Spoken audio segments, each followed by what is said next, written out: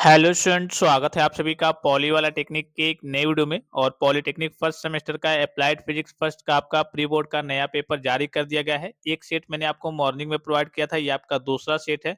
और इन दोनों सेट से बाहर आपके बोर्ड परीक्षा में एक भी क्वेश्चन नहीं पूछे जाएंगे। जब भी आप पेपर दे करके आएंगे और इससे मिलान करेंगे तो इससे बाहर आपको कोई भी क्वेश्चन आपको इससे बाहर देखने को नहीं मिलेगा।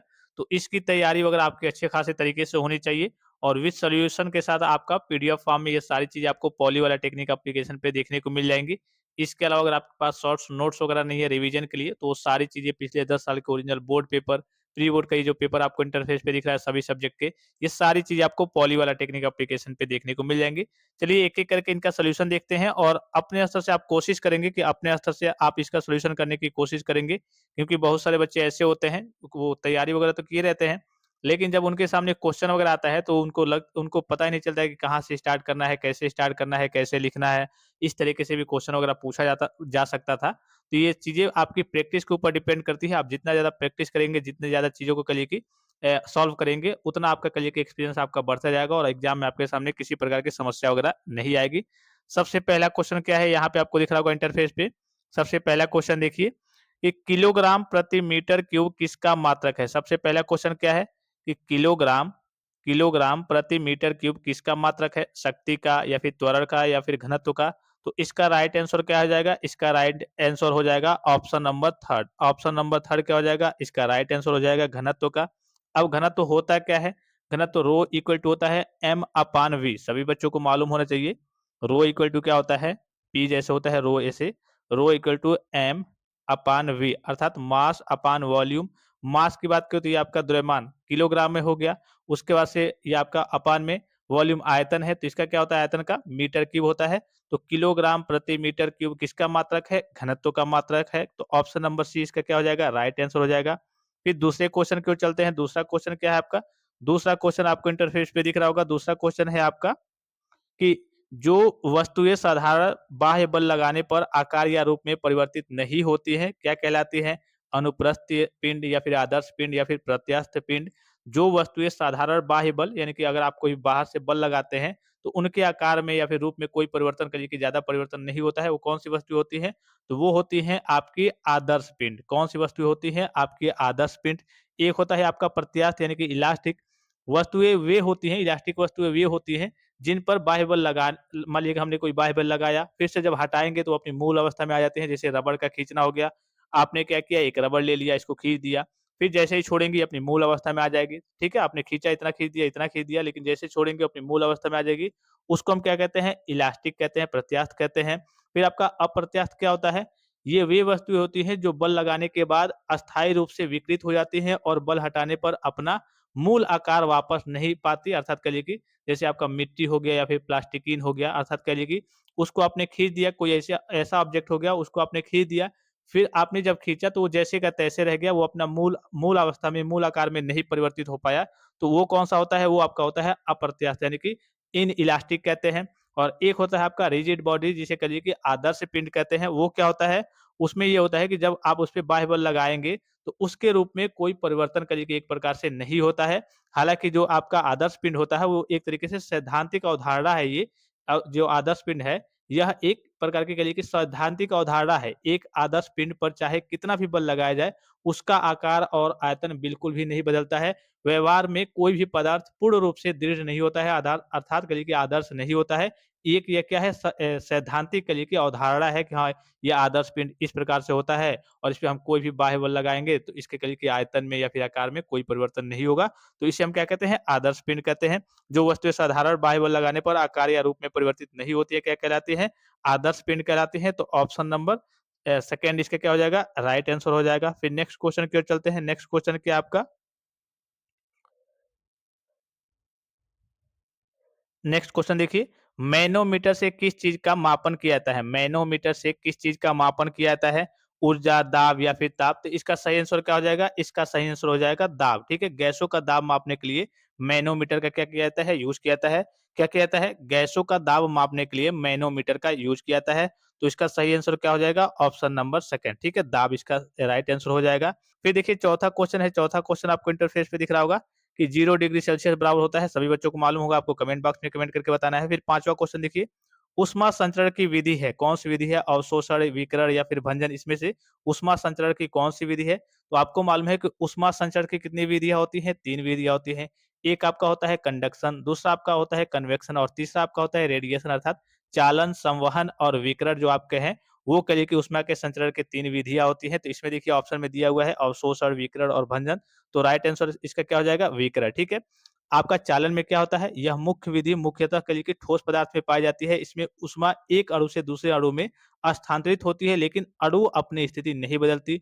उदाहरण के लिए लोहे की छड़ का एक सिरा गर्म करने पर दूसरा सिरा आपका क्या हो जाता है? गर्म हो जाता है। संवहन में क्या होता है? यह विधि द्रवों या फिर कहिए कि तरल और गैसों में पाई जाती है। इसमें ऊष्मा संचरण कहिए कि द्रव के गर्म भाग के प्रवाह के कारण होता है। उदाहरण की बात करें, कमरे में हीटर चलाने पर पूरे कमरे का गर्म होना, ये आपका क्या है? संवहन का कहिए कि उदाहरण है। विकिरण में क्या होता है? इस विधि के लिए किसी माध्यम की आवश्यकता नहीं होती है, यह निर्वात यानी कि वैक्यूम में ही भी संभव है। इसमें कहिए कि ऊष्मा ऊर्जा विद्युत चुम्बकीय तरंगों जैसे अवरक्त किरण के विकिरण के रूप में स्थानांतरित होती है, जैसे सूर्य से पृथ्वी पर ऊष्मा का पहुंचना, ये आपका क्या है? विकिरण का उदाहरण है। तो इसका राइट आंसर क्या हो जाएगा? विकिरण हो जाएगा। फिर नेक्स्ट क्वेश्चन क्या पूछा गया है? नेक्स्ट क्वेश्चन आपसे पूछा गया है, यहाँ पे आपको इंटरफेस पे दिख रहा होगा, छठा क्वेश्चन। किसी वस्तु के कार्य करने की क्षमता को उसकी कहते हैं शक्ति, ऊर्जा या फिर आवर्तकाल। तो किसी भी वस्तु के कार्य करने की क्षमता को उसकी ऊर्जा कहते हैं। क्या कहते हैं? उसकी ऊर्जा कहते हैं। बहुत सारे बच्चे यहाँ पे शक्ति के लिए लिख देंगे। किसी भी वस्तु के कार्य करने की क्षमता को उसकी ऊर्जा कहते हैं। यह क्या होता है? ऊर्जा क्या होता है? यह कार्य करने की क्षमता का माप है। इसका एसआई मात्रक क्या होता है? जूल होता है। शक्ति क्या है? कार्य करने की दर का माप है। यह बताती है कि कितनी ऊर्जा प्रति सेकंड खर्च होती है, और शक्ति का मात्रक क्या होता है? वाट होता है। आवर्तकाल आपको मालूम होगा, यह किसी दोहराए जाने वाले घटनाक्रम जैसे दोलन को पूरा करने में लगने वाला समय है। इसका कार्य करने की क्षमता से कोई सीधा संबंध नहीं होता है। तो इसका राइट आंसर क्या हो जाएगा? ऑप्शन नंबर सेकंड, अर्थात ऊर्जा इसका राइट आंसर हो जाएगा। फिर देखिए 7वां क्वेश्चन आपको इंटरफेस पे दिख रहा होगा। एक कार, यहाँ पे आपको दिख रहा होगा, एक कार 70 मीटर त्रिज्या के वृत्तीय मार्ग पर 20 मीटर पर सेकंड की चाल से चल रही है। अभिकेंद्रित त्वरण ज्ञात कीजिए। इसका क्या ज्ञात करना है? अभिकेंद्रित त्वरण ज्ञात करना है। तो बड़ा ही सिंपल सा है, बस आपको अगर फार्मूला याद है, इसका फार्मूला जिस बच्चों को याद होगा आसानी से उसका करिए, इसका सॉल्यूशन कर पाएंगे। आपको मालूम है ए इक्वल टू क्या होता है? ए इक्वल टू क्या होता है? वी स्क्वायर अपान आर, बस इसी करिए कि फार्मूले में आपको रख देना है। अब वी का मान कितना है? वी का मान 20 है आपका। वी का मान कितना है? 20 है। 20 का स्क्वायर कर दीजिए, और आर का मान कितना है आपका? 70 है। उसके बाद से इसका सॉल्यूशन करेंगे तो यहाँ पे आपका 400 आ जाएगा और यहाँ पे आपका 70 आएगा। ये आपका कट गया, लगभग आपका ए का मान आएगा 5.7 के आसपास आएगा, ठीक है? ए का मान कितना आएगा? 5.7 के आसपास, अर्थात आप इसका अभिकेंद्रित त्वरण होगा वो आपका 5.7 मीटर पर सेकंड स्क्वायर होगा। कितना होगा? 5.7 मीटर पर सेकंड स्क्वायर इसका क्या हो जाएगा? अभिकेंद्रित त्वरण हो जाएगा। ये इसका राइट आंसर हो जाएगा। ठीक है? तो इसका आपको सॉल्यूशन करना है, ये एक-एक नंबर में पूछा गया क्वेश्चन है, ठीक है? अब चलिए नेक्स्ट क्वेश्चन की ओर चलते हैं। इसको थोड़ा-सा मैं इरेज़ कर लूँ।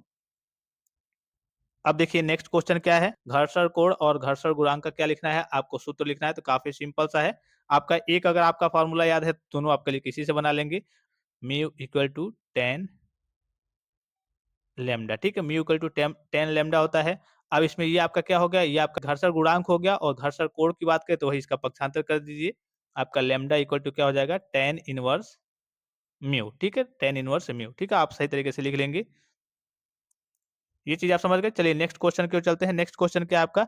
गुप्त ऊष्मा की परिभाषा दीजिए। नेक्स्ट क्वेश्चन क्या है आपका? गुप्त ऊष्मा की परिभाषा दीजिए। गुप्त ऊष्मा क्या होती है? इसकी परिभाषा आपको देनी है। क्या वह छुपी हुई ऊष्मा होती है जो किसी पदार्थ को बिना तापमान बदले उसकी अवस्था बदलने के लिए देनी पड़ती है या फिर निकलती है? जैसे आपका बर्फ से कहिए कि पानी में आपका कन्वर्ट हो रहा है, तो बर्फ को पिघलाने के लिए ऊष्मा देंगे, लेकिन तापमान क्या रहेगा आपका? 0 डिग्री सेल्सियस पर रहेगा। या फिर पानी का कहिए कि भाप में कन्वर्ट होना, पानी को उबालकर मान लीजिए कि भाप बनाने के लिए ऊष्मा देंगे, लेकिन तापमान क्या रहेगा? 100 डिग्री सेल्सियस पर ही रहेगा। इन प्रक्रियाओं में लगने वाली ऊष्मा को क्या कहते हैं? हम गुप्त ऊष्मा कहते हैं, ठीक है? एक बार और समझ लीजिए, सुन लीजिए कि यह वह छुपी हुई ऊष्मा है जो किसी पदार्थ को बिना तापमान बदले उसकी अवस्था बदलने, जैसे बर्फ से पानी या फिर पानी से भाप के लिए देनी पड़ती है या फिर निकलती है। इसे क्या कहते हैं? इन प्रक्रियाओं में लगने वाली ऊष्मा को ही हम क्या कहते हैं? गुप्त ऊष्मा कहते हैं। फिर नेक्स्ट क्वेश्चन क्या है देखिए, पृथ्वी के तल से ऊपर जाने पर जी के मान में क्या परिवर्तन होता है? सभी बच्चों को ये मालूम होना चाहिए कि पृथ्वी के तल से जब भी हम ऊपर जाते हैं, तो आपके जी के मान में क्या होता है? आपके जी के मान में कमी हो जाती है, अर्थात आपका जी का मान क्या होता है? घटने लगता है। फिर देखिए, एक बेलन के एक बेलन का उसके अक्ष के परितः जड़त्व आघूर्ण लिख। तो आई इक्वल टू क्या होता है 1/2 एम आर स्क्वायर। क्या हो जाएगा I equal to 1/2 M R square. फिर देखिए नेक्स्ट क्या है, जूल और कैलोरी के बीच क्या संबंध है, जूल और कैलोरी के बीच क्या संबंध है, नेक्स्ट क्वेश्चन है आपका, यहाँ पे मैं टिक कर दे रहा हूँ। जूल और कैलोरी के बीच क्या संबंध है, तो जूल और कैलोरी के बीच क्या संबंध होता है, एक कैलोरी बराबर होता है 4.184 जूल। एक कैलोरी बराबर क्या होता है, और जूल और जो कैलोरी है दोनों आपके ऊर्जा के ही मात्रक है। क्या लिख देना है आपको, जूल और कैलोरी दोनों आपके ऊर्जा के ही मात्रक है, और इनके बीच संबंध क्या होता है, एक कैलोरी बराबर 4 दशमलव लिख दे रहा हूं मैं आपको, एक कैलोरी बराबर होता है, एक कैलोरी बराबर होता है आपका 4.184 जूल, ठीक है? 4.184 जूल होता है, बस इतना ही आपको लिख देना है। और 1 कैलोरी की परिभाषा तो आपको मालूम होगी कि 1 कैलोरी ऊष्मा की वह मात्रा है जो 1 ग्राम पानी का तापमान 1 डिग्री सेल्सियस बढ़ाने के लिए आवश्यक होती है, ठीक है? ये चीज़ तो सिंपल सिंपल चीज़ें हैं। अब चलिए नेक्स्ट पार्ट में चलते हैं, ये आपका पार्ट ए हो गया, पार्ट बी की ओर चलते हैं, भाग ब की ओर चलते हैं। इसमें देखिए पहला क्वेश्चन क्या है, पहला क्वेश्चन आपको इंटरफेस पे दिख रहा होगा। पहला क्वेश्चन क्या है, रेनॉल्ड्स संख्या क्या है बताइए? तो रेनॉल्ड्स संख्या क्या होती है, एक आपकी डायमेंशनलेस नंबर होती है, विमाहीन कलिय की नंबर होती है, जो द्रव प्रवाह की प्रकृति लेमिनार है या फिर अशांत है, निर्धारित करने के लिए उपयोग की जाती है। इसका सूत्र क्या होता है, आर ई इक्वल टू, इसका सूत्र मैं लिख दे रहा हूँ यहाँ पे, R E equal to rho V D upon में म्यू। इसमें यहाँ पे आपका रो का मतलब क्या है, घनत्व हो गया। ये आपका वी क्या है, वेग है, द्रव का वेग है। ये आपका डी क्या हो गया, अभिलाक्षणिक लंबाई हो गई, पाइप के लिए व्यास हो गया। फिर आपका म्यू क्या है, म्यू आपका श्यानता गुणांक है, द्रव का गतिक श्यानता गुणांक है। और ये आर ई आपका क्या है, रेनॉल्ड्स संख्या, इसका ये फार्मूला है, ठीक है। अब चलिए वीडियो थोड़ा सा लंबा हो जा रहा है, क्वेश्चंस को आप देख लेंगे, ठीक है। नेक्स्ट पार्ट में मैं आपका इसका सारा सोल्यूशन करा दूंगा, और आपको पीडीएफ फॉर्म में सारी चीजें पॉली वाला टेक्निक एप्लीकेशन पे देखने को मिल जाएंगी। इनका सोल्यूशन आपको अपने स्तर से प्रैक्टिस वगैरह जरूर कर लेना है कि आपकी बैक वगैरह ना लगे, और इसी में से सारे क्वेश्चंस वगैरह आपके बोर्ड परीक्षा में पूछे जाने वाले हैं। आई होप कि वीडियो आपको काफी ज्यादा हेल्पफुल और इन्फॉर्मेटिव लगा होगा। फिलहाल इस वीडियो में इतना ही, इजाजत दीजिए, धन्यवाद, थैंक्स फॉर वॉचिंग, मिलते हैं नेक्स्ट वीडियो में।